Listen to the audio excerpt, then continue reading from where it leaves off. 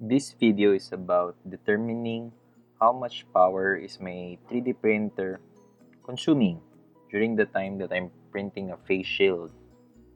So I have a device that monitors voltage, current, power, and energy. So I have this span from April 13, 4:34 p.m. up to 5 p.m. 37 minutes. So in this graph, you will focus here on the power graph. If you look at this, I actually start printing like around 4:41. So as you see, this part, I'm consuming around 8 watts. So that's the time that the printer is idle, it's not doing anything. And then when it start to print, the G code starts to ramp up to 223 watts. So this is the power. Then it will go down, then it will go up again, then it will go up. So I'm thinking that this is the time that started to heat up the nozzle.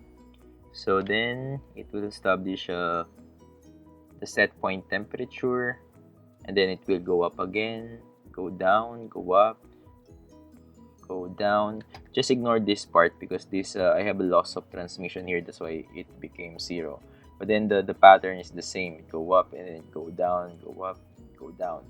So until this point, it's 44 degrees. So yeah, it didn't go up anymore until it ends. So the printing is around 1 hour. So basically this is the whole duration of my printing. So let's close that one. Then let's see how much is the average. So I'm using the platform called UBIDOTS here. So you can actually edit this. And then instead of doing the last value, you can select the average. Then this will become average, and yeah, you can actually see how is the trend going on. I did some estimation here, and I think the consumption that I have in terms of peso, because I'm from the Philippines, is I think around 1 to 2 pesos per hour. So yeah, so that's the cost of printing the face shield.